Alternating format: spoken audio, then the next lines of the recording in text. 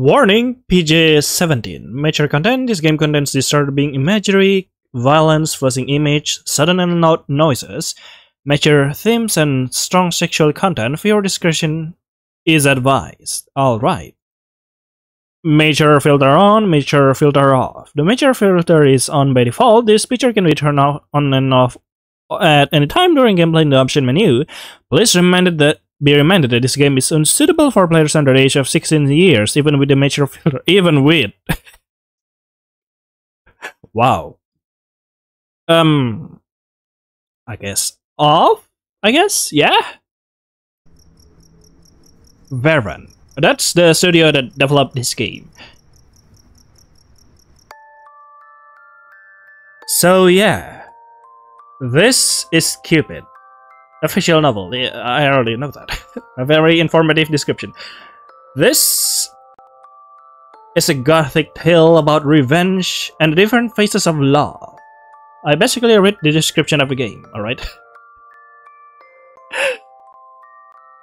This is the game of the year? Vian's now 2015 English visual novel game of the year. 2015, yeah. So this will be really good. I'm not sure. My friend recommended me to check out this game and say that it's really good. So here I am checking it out. But they also say that I probably shouldn't stream this game. But here we are, trying to play the game. Anyway, yeah, I'm kind of curious. What kind of game is this? Let's see. There's not much thing. Ooh, confusing. Where am I have to go back? Hello? That is quitting. Options. Turn off. Sorry. Wow. Yep, that's definitely quitting the game. Fuck. Ah, fascinating. Apparently they have a weapon spin-off. I kinda wonder what that is. Bonus. Start load chapter select. How do I go back actually? Hello. Chapter select, gallery, music box, credits. Ameliori, story art and writing direction. Writers Ameliori, Tiny Team 12, The Library Cat. Backgrounds Ameliori, Arts Varn, Eric Marcus, Researcher, The Library Cat. Programmer Marionette Ameliori. Music tracks Yasupachi, Circus Marcus. Wow. Autumnal Creed Shokotomi, Kevin MacLeod. Oh, Kevin MacLeod. Editors The Library Cat, Colaket, Saltom. Yeah, Kevin MacLeod, my beloved. A lot of music that I use for editing also comes from Kevin MacLeod. Aria Bouncing, The Mad Puppy 15, Jana J, Sundown Kid, Artemy S2. Beta Tester, The Library Cat, Claudia Von Gnur, Sasquatches, Cherubim Scribes. Additional thanks to Lemasa Forum, Skyra Art, Google Plus Hangouts. So, hello there, this is Ame speaking, yes. I hope you're enjoying the game. I haven't played it, but I do enjoy the aesthetic of the title screen. This content is locked at the moment. Check begin after you have unlocked all the endings. Alright. Good luck. Wow. Back to bonus screen. More? Ah, art book. Do you want more about the Cupid world? Then please consider buying Cupid official art book. Oh yeah, sure. The recommended contains necessary info, psychology on the characters, draft sketches, tutorials, and much more. I thought it says torture of the characters, but alright. If you have enjoyed the story, the art book is a wonderful supplement to the game. Cool. Download it here. Enjoy. Where? Is that can I click the dialogue and it give links? Probably. This is all the thing, I think. Wait, yeah, we are going back here. Bonus screen. Bonus. I see nothing. How do I go back to main? Oh, I just need to right click.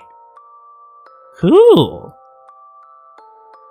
What is unlocked, by the way? What? Is this?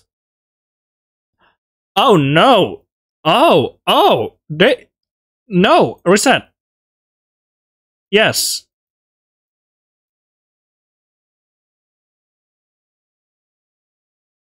Oh no, I have to reset the game again. I didn't expect that. Oh, they gave us this thing for free? Alright, it's cool. For easiness, yeah. But yeah, I have to quit the game and come back again. Well, that is around 5 minutes well spent.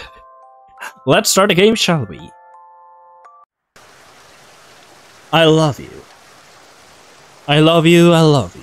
Well, okay, sound kind of psychotic, but alright. I love you. There's no need to explain, it's only natural. A mother loves her daughter more than anything in the world. Oh, okay, I didn't expect that. My poor child, I thought it was some sort of romantic love. How much did they hurt you this time, But it turns out it's their mother. How much did you suffer? Your mama. Did they kick you and wound you when you declined? Did they blame you for being too friendly? Did they laugh at your face when you begged them to stop? Stop what? Serves you right for being the brainless slut you are. Mother? What the fuck, mother?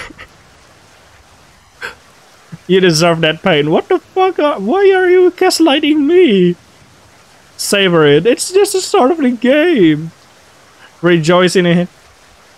It is your penance. What penance? Wow, god fucking damn it, Mom. Your punishment for not listening to your mother. Wow. I warned you, didn't I? Yeah, your mom is so fucked up that I'm immediately stressed here. There's no one else who understands you more than me. No one will protect you but me.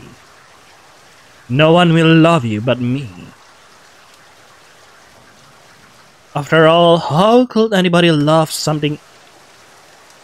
What was that? Why the audio stop a bit? Some monstrous like you. Have you looked at a mirror recently? Don't cry, my darling. Shh, it's alright.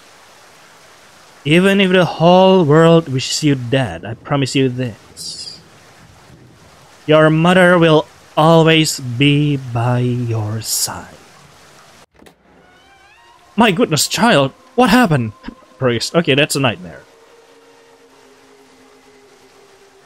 A girl cowered behind the door of the church, her clothes soaked by the rain. My mom, priest. She called me a slut. In a nightmare. She sucks. Her legs were covered in dirt and blood. She lifted her head upon hearing the priest's voice and stared at him with blank eyes. I'm not sure a nightmare could cause blood. What the hell happened here? The priest rushed forward to help her up. My child, what happened to you? He ushered her to a pew. Easy now, lean on my arm. The girl did not speak at all despite his questions on her welfare. Oh, okay, I think we are living in the church. Apparently we just arrived here. Yeah? Thankfully, she did not seem to be hurt anywhere else apart from the deep wound on her leg. But the fear in her glassy eyes were palpable. She flinched every time he touched her. Okay, this game is cool. I love the audio, really. The atmosphere of it. The priest brought her some clean clothes and antiseptic. He wrapped her shivering shoulder in old robes. Did somebody hurt you? Were you attacked? You can tell me. We shall call the constable and have them face justice. The girl didn't say anything. Yeah? It's fine. The priest looked at the dirty, disheveled girl. Even with all the mud and grime smeared across her face, he couldn't deny that she was absolutely beautiful. How old was she? 16? 20? Her face was so young, her eyes captivating. Dude, no, wow. You just said it's 16, don't last over 16 years old? When he realized his own thoughts, he steered his mind towards other matters. Yep. You don't have to say anything if you are uncomfortable. No matter what happened, know that you are safe here. Nobody can hurt you anymore. The shook his... Who? The priest. The priest shook his head, upset at how this young girl seemed to carry bruises too easily, too convenient. It was obvious that her physical wounds were the least of the damage she carried. He sighed as he finished treating her wound. What could he say to comfort her? Choice? Would she even believe him? Are we now given choice? You must think that the world is a cruel place. Why? And it is. One cannot deny the very depths of cruelty we human inflicts on each other. Alright. But please do not lose hope on the goodness of people. It is there, I promise you. Wait, it's you that talk, not the priest. As there are people who harm, there will be people who love. The girl fidgeted. She mumbled to herself, seemed to show her tongue before she sputtered out the words. God. Will God love me even though I'm a sinner? The priest beamed. Of course, my child. He sat closer to her, his heart beating with hope. The years of spiritual training were for this, was it not? For her to save the wayward sheep caught in the brambles, to care for a dejected soul in need of a guidance, protection, and love. Love. What are we but pieces of coal polished to be gems in His grace? God's love is unconditional, enduring, and pure. It is all you need. My darling. He drew closer. Even if you are hurt, God's love will heal you. God's love will provide. God cannot protect me. Ooh. Wow, okay. What? With his utterance, the priest came to his sense. In his frenzy for gospel, he didn't notice his hand on the girl's thigh, planted lazily as if it had been there all the same. Man! Hey, bro, what the fuck? He snatched it away in shock. When did he? The priest stood up. The sudden blood rush made him feel sick. I must be unwell. Forgive me. I'm sorry. Was she apologizing to him or to someone else? Her hair hid her face innocently, but the shadows on its surface made his inside coil as he stared at her. This feeling. It was fear. I'm sorry. She repeated this phrase over and over. After a while, the priest gathered himself. He wiped sweat off his brow. You are not to be blamed for this. I will... The priest cleared his throat. I will have one of the sisters assist you. In the meantime, please rest. Okay, buddy? With this, the man left. The girl remained seated on the pew, her head bent forward. As the priest's footsteps faded away, the entire church fell into silence. Okay. So, like, there's a band following the priest and playing the music. That is cool. Okay, this is too much silence. Am I supposed to press something? I am supposed to press something. She opened her mouth. No, I know. If I may say my piece, surely. Yes, mother. But he's so very kind. Haven't you learned your lesson, idiot? I fear for your safety. Who? Wait, are we like their mother talking through their head? Are we real or are we an imagination? I fear for your safety. Child, follow mother's word and leave. You saw the look in his eye, didn't you? You cannot stay here. Even a man of God can stain you with the filthiest colors. Be a good girl and follow mother's words. But it is cold outside, mother. The rain has not let up. Can I stay? Alright. No. Okay. I don't want something horrible to happen to you, but shall we take a chance? Alright. I suppose you can. But you must be worry everyone in this church, do you understand? You're so weak, my darling. You need a weapon. Grab one of the candle stick or something like that in the back. or use the cross to hit people. Is that a cross? You give my heart so much pain. I'm sorry, mother. I will try my best to stay out of trouble. How am I going to mind you like this? You attract so much misfortune everywhere you go. Stop gaslighting me, Mom. This is all your fault. Why are we keep given the choice to gaslight them? My poor child. My stupid little... Stop! I already picked the other options. My stupid little girl. Always a blight, aren't you? Whatever will you do without me? I'm sorry, mother. Thank you for always guiding me. It is all my fault. It's not. The girl sat in silence. Mother was right after all. She was always right. Everything was her fault. Her by, you mean your mom, or you are blaming yourself? Her face shook with a mixture of fear and conviction. She had to do penance. Mother, give me strength. There's something I wish to do. The girl rose from the pew. In front of her was the altar, and on top of the altar was an ornately decorated cross. Yes, grab it as a weapon. It was as wide as her head, and the tip of the cross had been crafted such that it was razor sharp. Yes, weapon! She whispered a prayer, the same one she has taught herself even since she could speak. Also, don't wound yourself.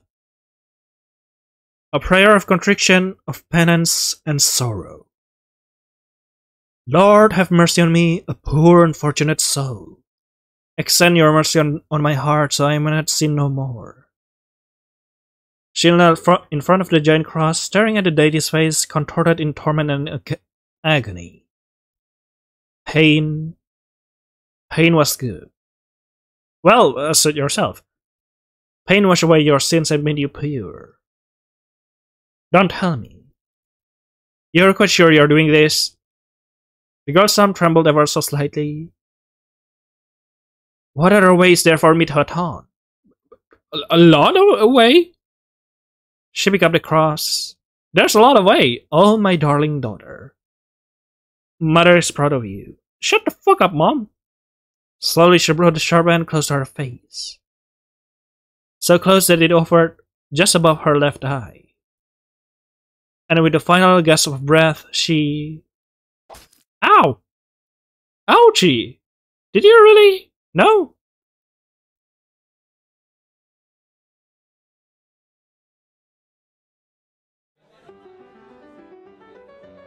You did!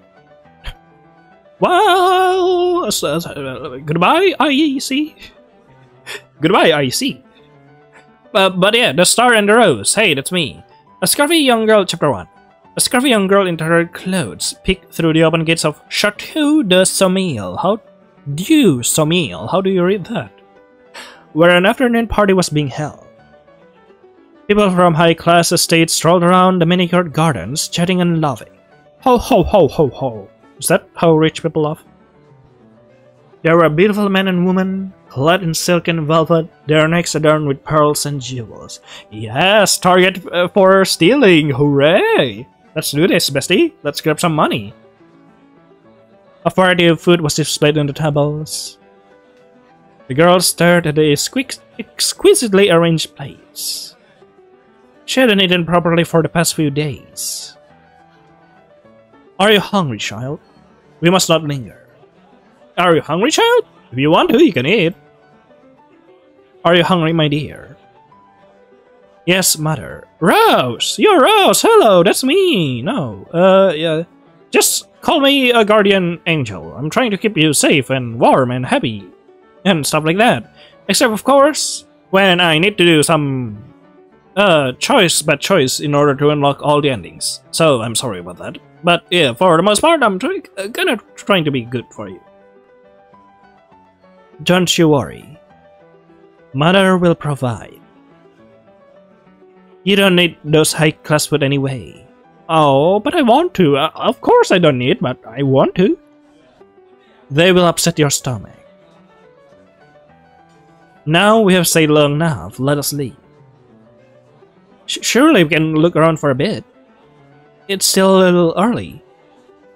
There was something else that called to her other than the party itself. And that is? She walked to and fro from the gate, speaking at the crowd. Despite Mother urging to leave, the girl dared to stay a little longer. Just a tiny glance would be enough. Just a tiny glance?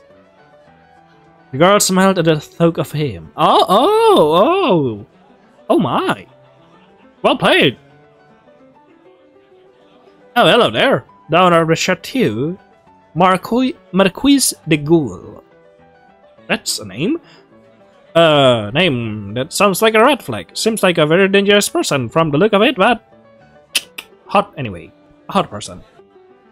I mean, who doesn't want a hot, dangerous person as your what do you call it? Couple?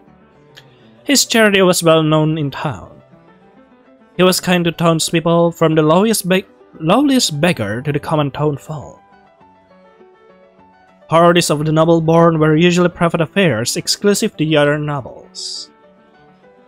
But the Marquis' parties were always open to the public. She would sell Rose to the manor sometimes. Oh, I actually didn't expect that. Wow, hello, that's a nice improvement. Sorry about that, I thought you were a he. Cool.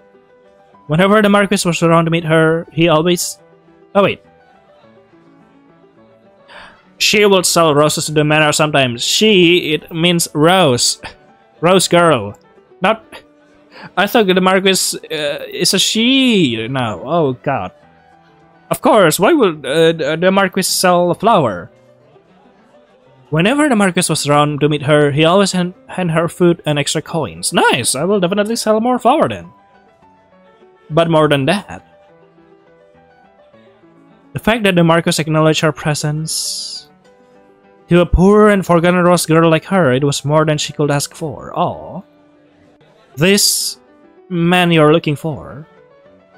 The Rose girl flinched. Yeah, Mom. You are enamored by him. Yeah, she surely does enamored by him. Can you believe that? What's with the hump? He's the same as everyone. I do not care for him. Well, yeah. I do not care for him. I wish you would stop ogling some man like a common whore.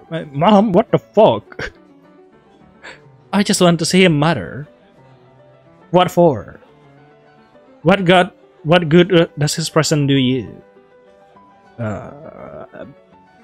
Endorphin? What do you call those thing in the head, in the brain? Serotonin? Those kind of stuff? Happiness? He makes me feel that there are still good people in the world, Mother. There are no more good people in the world, child. It is hard to say. It is hard to say, of course, dear. We do not know the real intentions of people. One can hope that real charity exists. But even good people will always put their needs first. Even your precious Marquis. Don't you think I'm a good person, Mother? I don't know. She's been calling you slut and whore the whole time. What the fuck? Idiot, too. Stupid. Of course I do. Of course not. Should I go in the line with the Mother thought? Of course I do. Of course, child. You are special. Haven't I raised you as such? I have tried my best, my dearest. Yes, Mother, you keep me right. I love you. The girl steadied her shoes and looked around for a bit, hoping for a glance before she left. Whenever she was hungry, it seemed her feet always took her here to him. A habit. Could be. I mean, free food. Nevertheless, there was no harm in looking. She'll never enter the Marquis' world. The Rose girl searched the crowd. There he was, entertaining his guests in the midst of the party. He turned his eyes in her direction and offered a nod. Oh! Her heart skipped a bit. A light, warm feeling filled her, akin to drinking a cup of hot soup. Ah. As he went to entertain his guests, the Rose girl smiled to herself, content to take her leave. My, is this creature deaf as well as dumb? Who are you talking about? Poor thing. Little girl? Oh, they've been calling you Little Rich Lady 1 and 2. A voice called to the Rose girl. She gasped. Somebody else has noticed her presence. She picked up her feet and scurried to the exit. No, my dear. Poor little creature, don't run away. You just say I'm fucking blind and deaf. In a mocking tone. Charlotte, she stinks, don't touch her, see?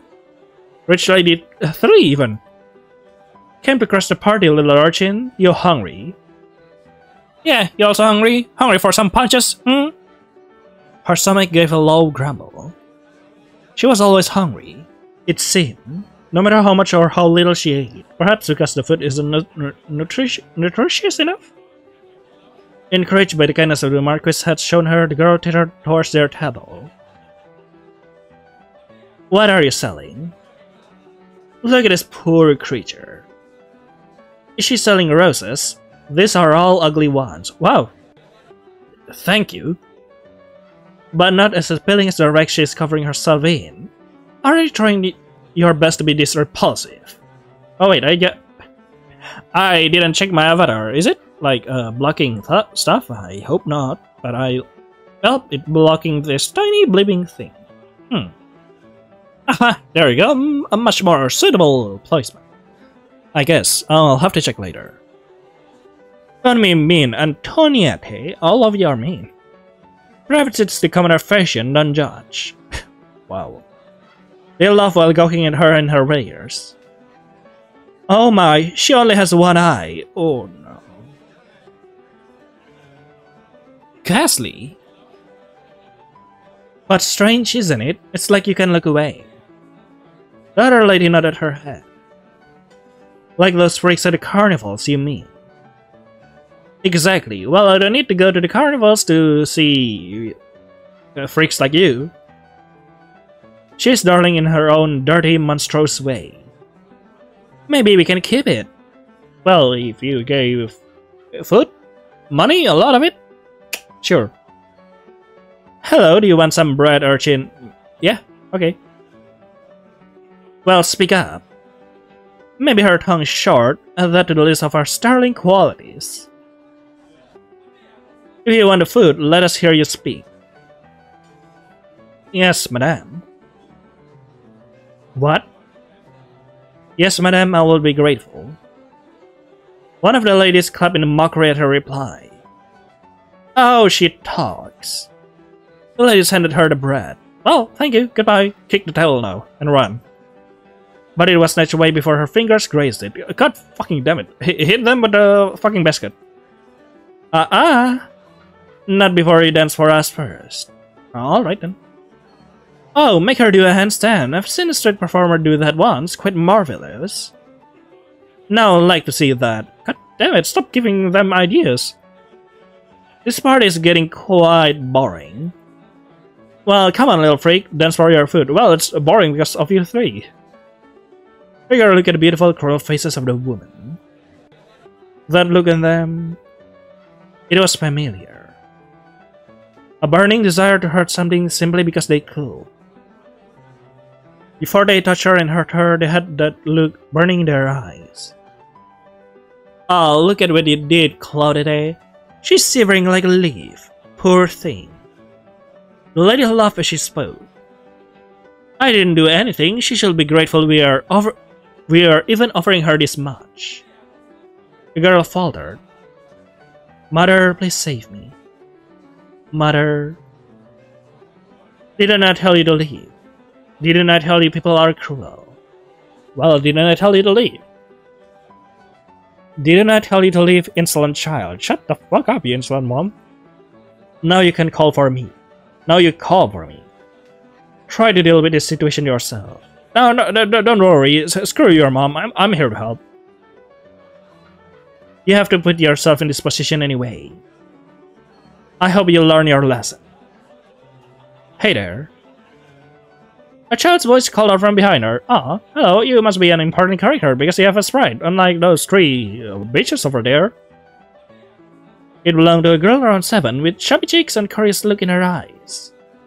She wore an old blue dress, somewhat patched in the corners, but kept clean and tidy. She was not rich, but she had an air as if she owned the ground she stood on. Ooh, cool. Another commoner. This party is absolutely teeming with them. The Marquis love these things. Maybe I should get myself one too. Do you think it is fashionable abroad in his birth country, I mean? Persia? Oh, the Marquis is from Persia. That's cool. No, I heard he was from India. Which one is it then? Isn't he a bastard son of a Greek queen? Alright. Goodness, that was just a rumor. I could barely pronounce his Christian name though. He really ought to change it to something more acceptable. Yeah, the ghoul. Who knows what kind of demons he might attract with such a blasphemous name. Aha, it must be why all these nasty, horrid little creatures flock around him. Wow, thank you so much for mentioning yourself. Demon or not, I'll forgive him if he kisses my hand. That's a very quick change of bargaining. The ladies laughed. You cheeky tramp, aren't you shameless? What a whore. Don't lie, we all know why we are here. The ladies gossiped among themselves, openly ignoring the girl. Sorry, I didn't mean that in a bad way, but like in a mocking way to them. The young girl took the sliding with a shrug. She approached the table and started her presence. What's she doing? They don't take a hint, do they? Show something shiny and may distract them. Yes. Little girl, don't. We wait until they throw something shiny and then we do something, alright? Hey, you've been holding that bread for a long time. Aren't you gonna give it to her? She pointed at the shabby rose vendor. Why do you care? Do you want the bread for yourself? I know, maybe you should toss the bread and see if they'll fight for it. Okay, child, I'm sorry, but I have to do this for you, but we'll have to fight. I'm gonna fight a child to the death for the bread. The ladies laughed again. The girl's brows furrowed in understanding. Well, next thing everyone knew, she had swiped the bread from the woman's hand. What? How rude! Horrible, filthy girl, give that back. The girl sniffed a piece of bread and nibbled at the surface. Yummy, it's still warm. She shoved the bread in the urchin's face. The scrumptious skin of bread flooded the gross girl's nose. Aw. Lick it, the sugared butter tastes good. Wait, are you supposed to lick sugared butter bread? That is a new knowledge to me. Alright then. I'm gonna try that someday. No, you devolved child, give that back. The urchin licked it, sweetness coated her tongue. She stood there, squeezing the taste, wishing it to last. Yup, indeed, yes. The girl grinned at her and she couldn't help but grin back. Aw. Sorry, here you go, it's all yours. Ugh, disgusting. Like we are going to eat anything that's been in your filthy mouths. Wow, so this is ours now? You ladies are so nice. Cheeky little brat, I'll have you thrown out of this party, I'll have you... Ah, the Marquis. A young man strode to the commotion and the ladies curtsied self-consciously. The rose girl's mouth welled up. A sweet, flowery taste filled her tongue like jasmine tea spiked with wine. Ooh. The girl swallowed. What a strange effect he had. Ladies, Guillam. Oh, Guillam. Alright then. Oh, Lord Guillam. I just came to check in, my lovely guest. Is everything alright? Are you enjoying yourself? The Rose girl cowered behind the little girl. One of the ladies flicked her fan with obvious annoyance. Well, this little beast have been harassing us. Yes, my lord. We were just minding our own business when this girl swept the food off our table. Horrible, simply horrible. The girl stuck out her tongue at them. One of the ladies wailed childishly. See, look at that. It's absolutely monstrous how these children act around adults now. There's no respect, monsieur. I worry for the next generation. I worry for the current generation, though. Oh, Charlotte, don't cry. We would all breathe a little easier if those children were sent on their way, my lord. Well, I think something different will happen. Yes, who knows yet what kind of mischief they may be up to? Oh. What if they are here to steal our jewelry? In fact, I think my pocket watch is missing. Wow, immediately missing. No, how unfortunate. It is, monsieur. It is unfortunate how you allow your important guest to be treated this way. Look at the smile. That's a smile. That's a very devilish smile. Please deal with these vermins. Throw them out now. Oh, my sweet ladies, I am stricken with grief at your misfortunes. Allow me to offer my heartfelt apologies. Unfortunately, this child is in fact my important guest today. Oh no! Oh no indeed! Meanwhile, you ladies are, sad to say, mere gate crushers. Ooh! Excuse me? Madame Charlotte of Montpellier? I don't remember sending you an invite. Same for you, Lady Antoniette of Rennes and Lady Claudette of Lyon. Most people I invited are huge patrons of music, that is why they are here today. They came to listen to Mademoiselle Catherine Lois Peride, which I assume is you? She is the 7-year-old piano prodigy who played for the Queen last summer. Ooh, yeah, that is you. The man pointed at the girl busy chewing her half of her bread. The Rose girl just stared at the unfolding situation. Hooray, victory, I guess. Well, that's...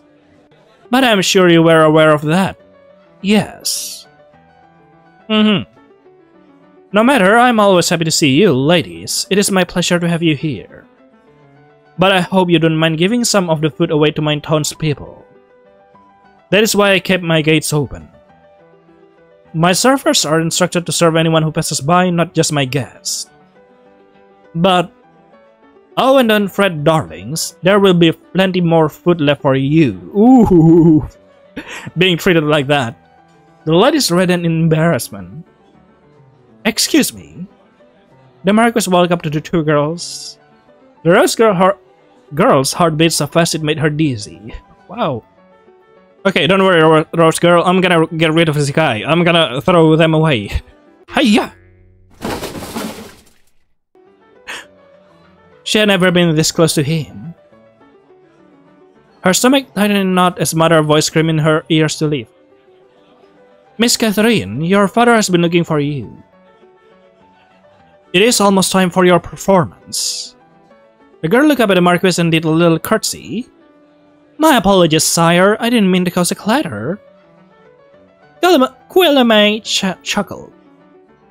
I saw the whole thing, little miss. You put those ladies in their place. They were being mean to her. Guillaume narrowed his eyes at the quiet girl she hid behind her basket of roses. I've seen you before, haven't I? The Rose girl nodded and made a curtsy. What is a curtsy? I deliver roses to your house sometimes, sire. Yeah, here I am in the basket. Hello there. Yes, I remember. The Rose girl blushed. I love your roses, by the way. They stay fresh longer than they should.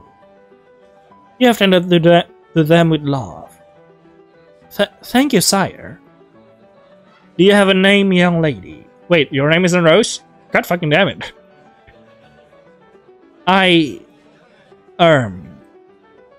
What's the matter? Ah, you don't have a name? It is alright, you don't have to force yourself. Let's call her Rosa. Wow, that's a quick solution, and I like that. I'm not sure they like that though. Rosa, it fits her. I think she forgets her name or she lost it. The Marquis nodded. Indeed, names are quite a flimsy thing. So yeah, you change your own name. That's one thing for sure. Also, why are all you two so accepting of like someone potentially forgetting their names? Amnesia? Are you alright with that, Rosa? Yes. Come on, Rosa, you'll watch me play, right? Her eyes darted from the girl to the Marquis. Oh, Lord Gilly doesn't mind. Gilly? Oh wait, it's Guillaume that says that. Gilly? He's really nice to me and my family. And he helps to protect our people around town too. He won't throw you out. The Marquis held his right hand in the air as if swearing an oath. I won. See, come on, you're invited now. You're my special guest. There's plenty of food inside too, Rosa. Please help yourself. Oh, sweet food. Let's go. I don't need any more confession, Rosa. Come on. Thank you, sire. Rosa is coming. Yay.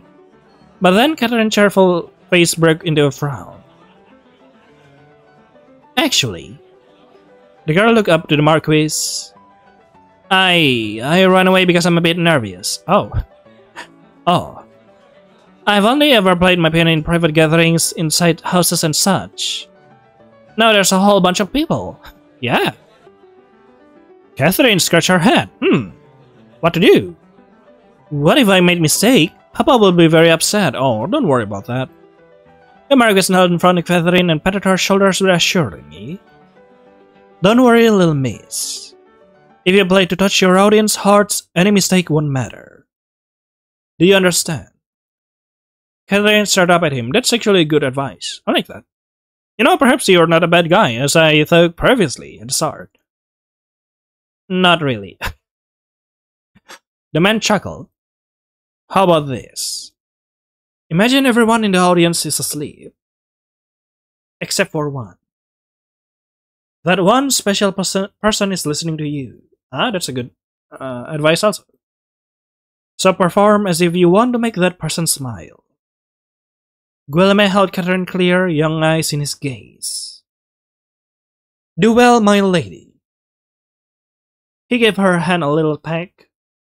It was covered with sticky sugars and breadcrumbs.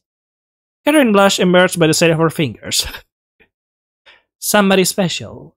Yeah, somebody special. Who is it? The young man led her to stage. Well, goodbye, Anne.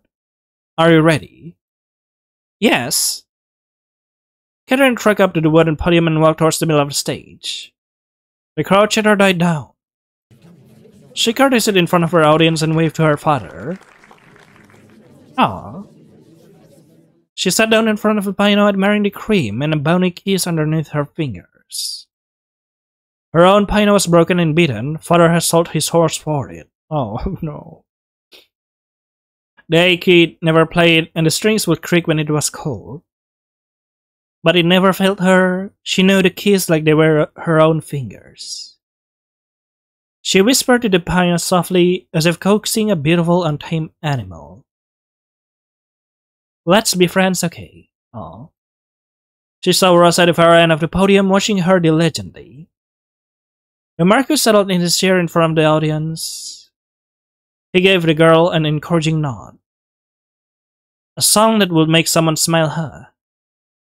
Her face reddened and she broke into a shy grin. There was a renewed vigor in her blood. She could hear the keys calling out to her. Somebody special. She placed her fingers on the keys. She began to play. Yes? Ah. Nice. At the ring of the first few notes, it became apparent to the audience that this girl was exceptional. Here was a little girl, barely tall enough to reach the pedals of the piano, playing as if she owned it. There were times she missed a note or two, but that didn't matter. She played the song wholeheartedly and everyone could tell it as so. Her skillful fingers caressed the keys as if she was making a flower crown, carefully weaving the petals. She knew the correct way to tie the leaves so they wouldn't tear, like all smart little girls did. As the piano sang into her hands, Catherine disappeared right in front of the audience's eyes. She was just a vision after all, somebody leading them down a dream. A dream of a garden, the springtime, the shade of a tree on a windy day. The couples in the audience tightened their grip on the hands of their partners. Some closed their eyes and let the music saturate their soul. Sweet memories of youth. Yeah, indeed. A first love. Alright. The yawn of newborn. Oh. Okay, I see. This is a multiple theme. I thought you have a love song immediately. Hello. Rosa's eyes shone as she started Catherine. Oh. Her heart was captured by this image of her. Oh. That's so sweet. A young girl swaying her head to the music, smiling as the notes poured out of her. She couldn't take her eyes away from Catherine's glowing face. Was this happiness? Oh no, you never experienced happiness before, oh no. Or have you, but rarely. Was this love? She looked like she was in love.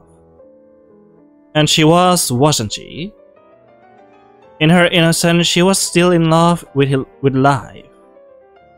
In love with her family, with her pets, in love with every new discovery. She was full of hope. You mean Catherine? It was a bittersweet feeling for Rosa. A happy teardrop rolled down her cheek. She wanted to warm herself in that hope if she could. Oh. In the audience, Guillaume and Catherine's father sat beside each other. Sir Pride, your daughter is amazing. Ooh, nice. She is, isn't she? I mean, pardon my arrogance, my leak. I'm very proud father, you see. No pardon necessary, sire. Has she found a sponsor yet? Oh, a sponsor, nice. Wow, you got a sponsor at such a young age. Hey, by the way, if you want to place your product, you can, you can sponsor me. Please. I'm begging you. The Duke of Versailles once spoke to me about it, but we have not made any arrangements. Then I must steal her away as soon as possible. Wow. Sire? I'd like to be Catherine's primary sponsor if that's alright with you. Why, sire? And to further cement my status, that piano she's playing right now, it is hers. I've bought it for her. Francois' eyes widened in astonishment. That is... Francois gulped. Francois. How do you read that? Francois. Pride. That is beyond generous, sire.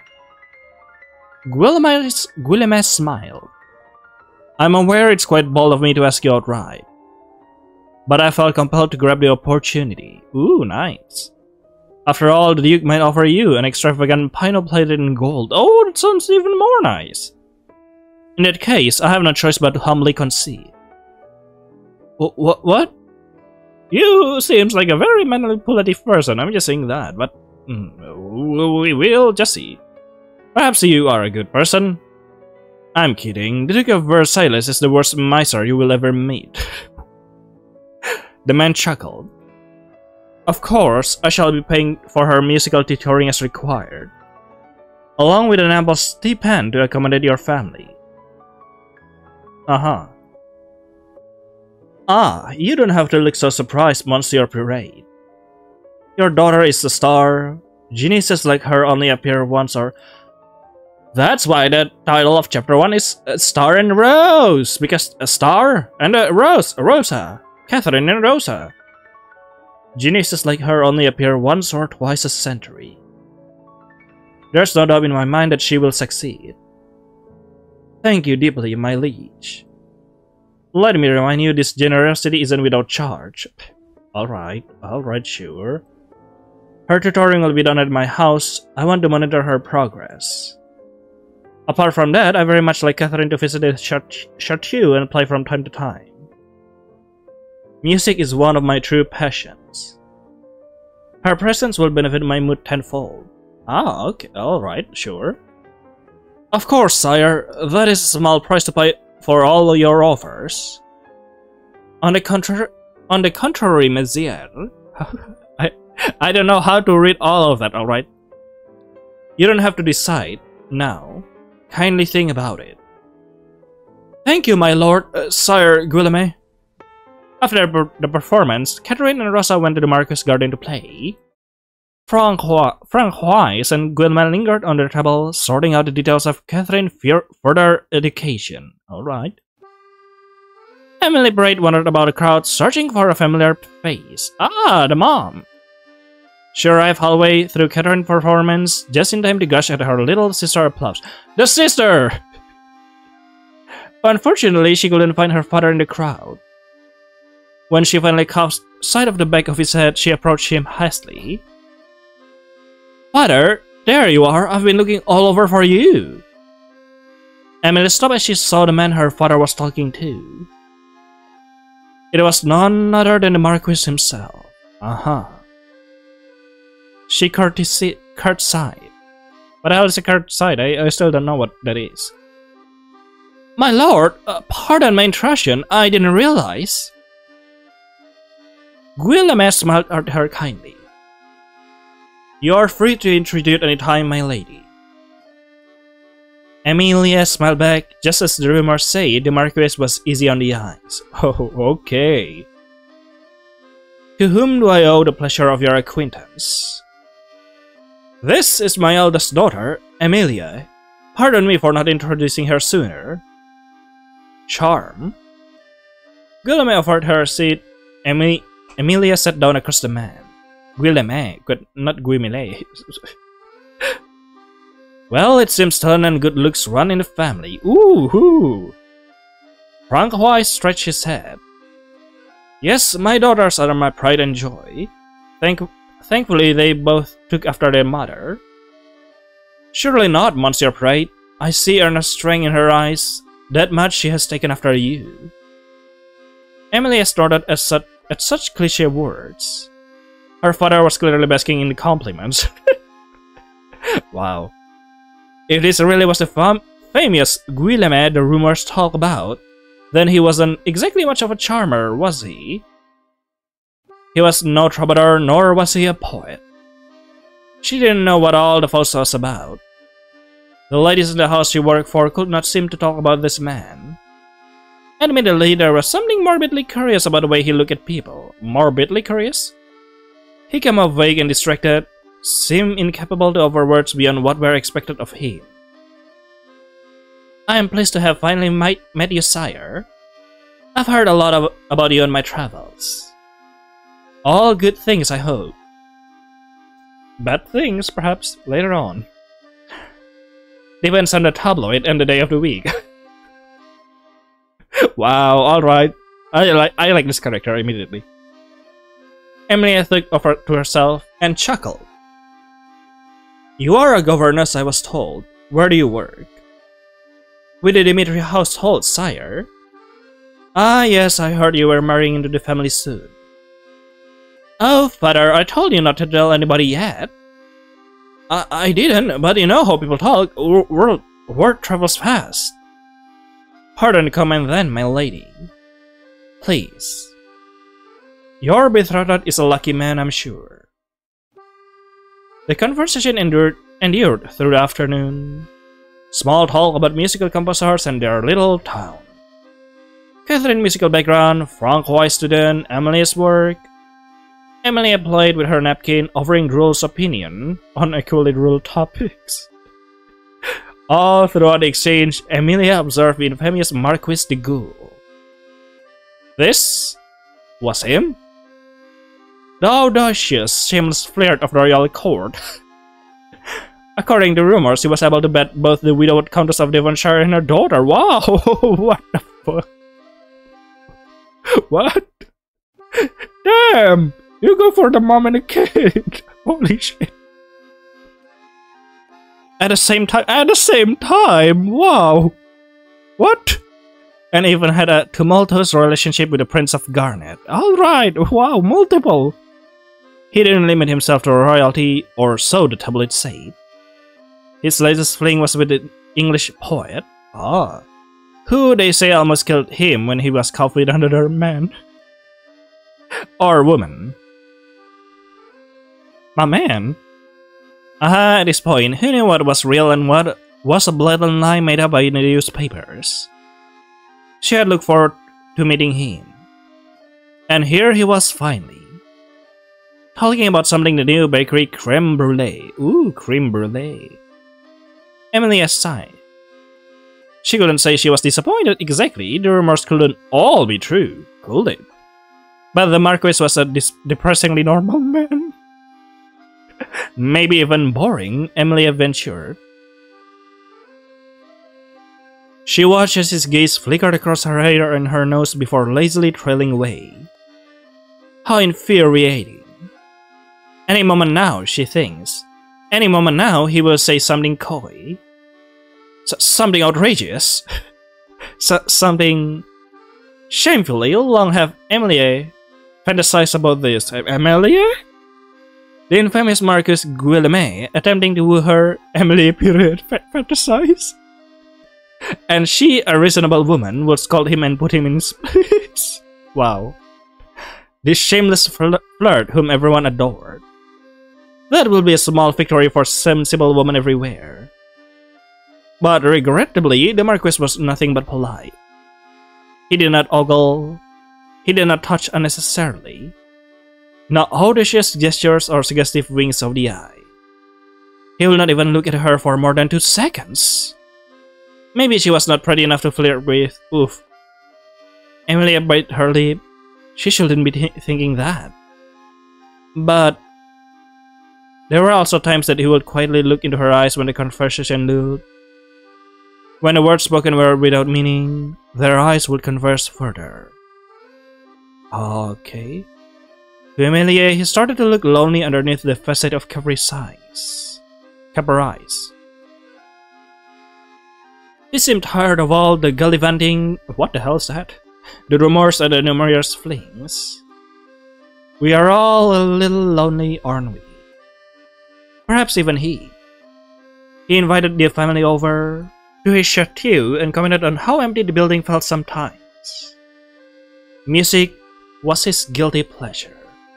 Yeah, basically everyone nowadays listening to music for their guilty pleasure. It got him through the cold nights, he said with a sad grin. Oh, how he wouldn't mind a warm soul to touch. How about you go outside and touch some grass, buddy? And before she could stop herself, Amelia had begun to imagine his lips on her neck. Amelia? No, on one of those cold nights.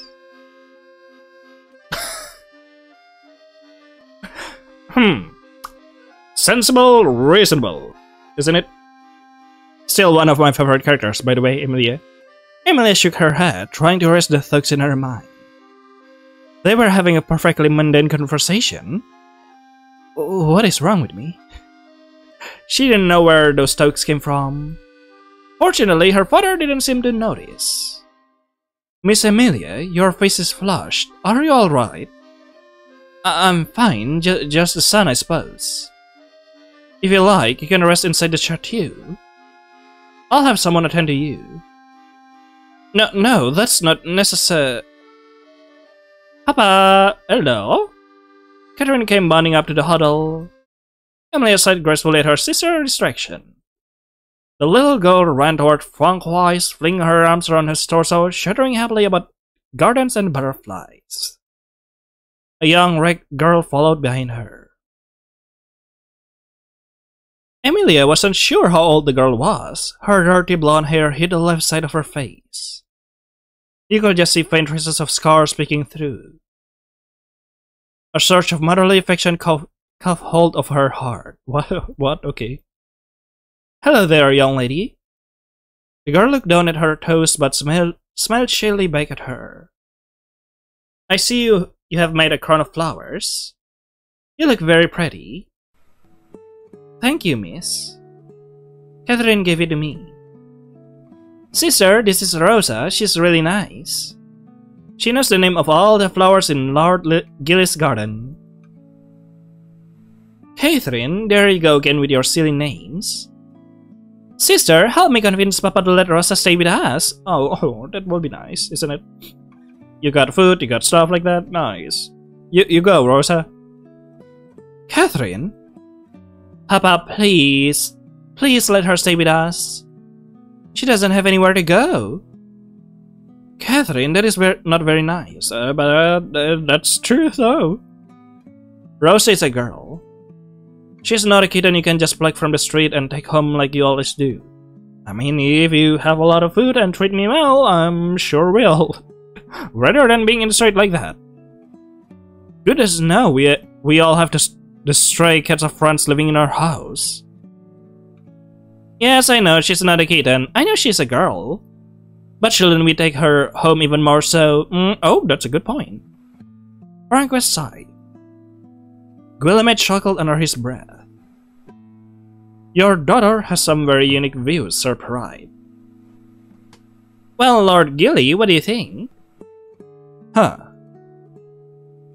Guillemette's face lost his casual bystander look.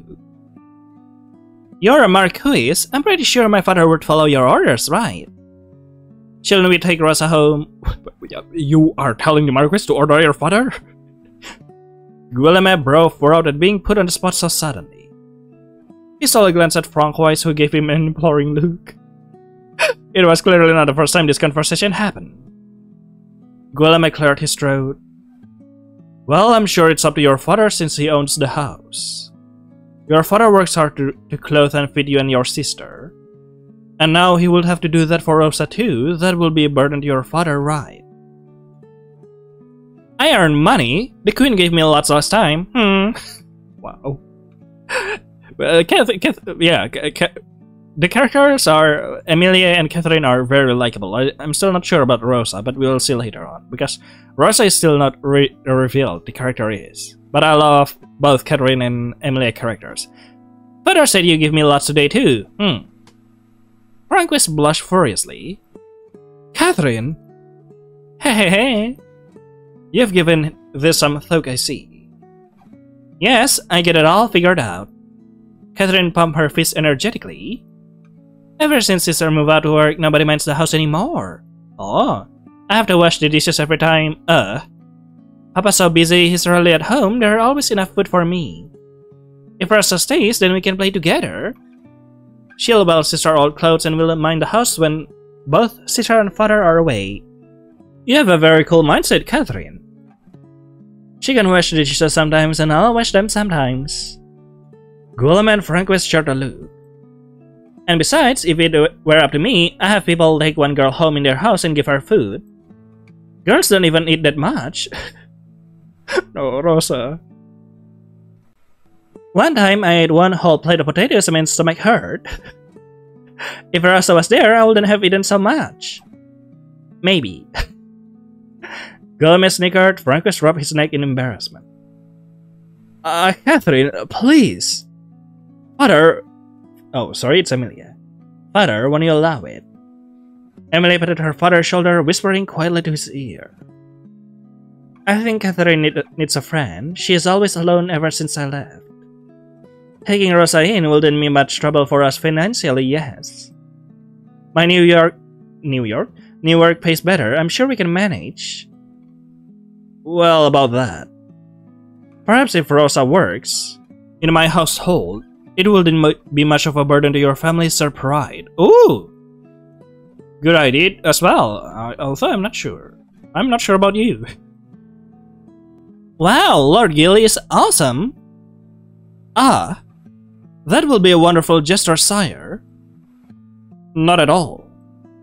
It is obvious that Catherine has taken to the girl, and I am always looking for good and honest workers. Rosa, you don't mind taking care of me from now on, do you? Well, obviously not, from the looks of it.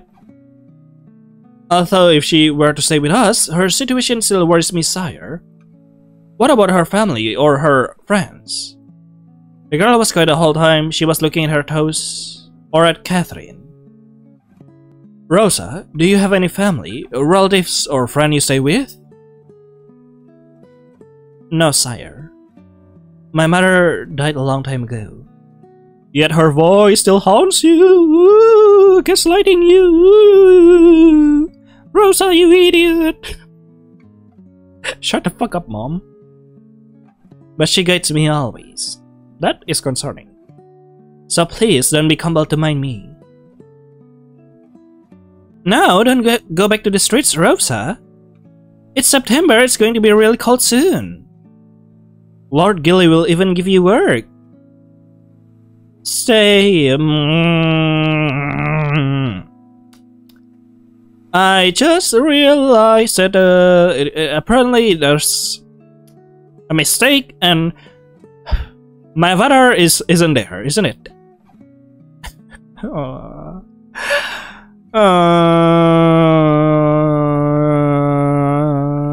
Alright, there I am. But Catherine, Francois sighed in surrender. Alright, she can stay with us. Oh no. Yeah. Woohoo! Papa! But just for tonight, then we'll see if she wants to stay for longer. But... Francois held her daughter's shoulders. See here, Catherine. You cannot hold people in their place just because you want them there. Yeah, that's a good advice. Perhaps the mom should hear about that. Do you understand? If Rosa wants to leave, she may leave. You cannot keep her like an object just because you like her. That is a sound advice, Sir Pride. Yes, Papa, I understand. Rosa, please make yourself comfortable in our home. Thank you. Papa is the best. Oh. Catherine turned to Guillaume again. Lord Gilly, don't you think if everyone with a house take one person home, nobody will freeze in winter? Yeah, nobody will freeze in winter. You shall make it into Lao. They'll obey you because you're a Marquis. And because you're tall. What? Guillaume chuckled. Ah, is that why? Well, you're taller than my papa at least. You'll never be Marquis. My man, you okay? Francois pulled on his daughter's ear with embarrassment. Catherine, shh, that's enough from you. Guillaume shook his head good-naturedly, his eyes trailing over to the departed family. Amelia watched him curiously, the same sadness once against her face for the briefest moment. You have a lovely family, sire. I'm quite jealous. You make me want to settle down myself someday. He chuckled. Maybe. Amelia's heart skipped a bit. Amelia? Did he look at her when he said that? Was it her imagination? Wow. Catherine is a wonder... Sorry. I thought it was Catherine that talks about that. Catherine is a wonderful girl. It is one of the reasons why I am very invested in her. Guillaume knelt down so that he was eye to eye with Catherine. He patted her head. You are a very intelligent and kind-hearted girl, Catherine. You are a star. Someday you will change the world. At least I like to see you try. Mother. What? Suddenly? Oh, help me. Your mother did that. That's why she died. Alright. Help you what? My chest. I can breathe. No. Catherine. Catherine, yeah, it is Catherine. La Piquere. Wait, is that your mother or this is like some sort of funny... Funny? What the fuck? Future site where Catherine did something like that. Holy shit, I don't know. What the fuck? Well, I guess that's all there for Cupid, the visual novel. I honestly enjoy it, actually. Yeah, I enjoy the story and reading it. Although the text sometimes, the name tags actually, are kinda hard to read because it blends with the background, but other than that, it's nice. So I guess that is all. Is someone crying? I just realized that. Horrifying. See you later then in the next chapter. Bye bye.